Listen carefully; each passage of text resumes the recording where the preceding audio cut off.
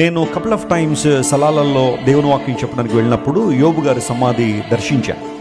సమాధి దర్శించిన నా ఉద్దేశం ఏంటో తెలుసా? అక్కడికి వెళ్ళి మనం సమాధిని మొక్కుతామనో లేకపోతే ఆ సమాధి మీద పడిపోతామనో కాదు. కానీ బైబిల్ గ్రంథంలో రాయబడిన వ్యక్తులు హిస్టారికల్ ఫిగర్స్, వారు చరిత్రకు ఆధారమైన వారు. ఎవరు కల్పిత పాత్రలు బైబిల్లో ఉండరు. ఎవరైనా ఒక వ్యక్తి గురించి బైబిల్ ప్రస్తావించిందంటే వాళ్ళని చరిత్రలో మనం చూస్తాం. బైబిల్ గ్రంథ చరిత్రలో ఉన్న చాలామంది పేర్లు ఇప్పటికీ కూడా సెక్యులర్ హిస్టరీలో కూడా మనకు కనబడతాయి. ప్రపంచంలో మరి ఏ గ్రంథానికి కూడా ఇంత అద్భుతమైన అవకాశం లేదు.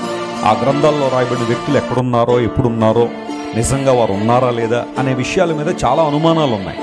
కాకపోతే చిన్నప్పటి నుంచి బ్రెయిన్ వాష్ చేశారేనంటే, నువ్వు ప్రశ్నిస్తే కళ్ళు పోతాయరా, నువ్వు అలా ఎవరైనా గురువు గారు చెప్తే వినేయలే, కానీ నువ్వు ఎదురు ప్రశ్నించడానికి వీల్లేదు, ప్రశ్నించావంటే కళ్ళు పోతాయి జాగ్రత్త అని భయపెట్టేసి మనిషిని ఆలోచించకుండా చేశారు కొంతమంది.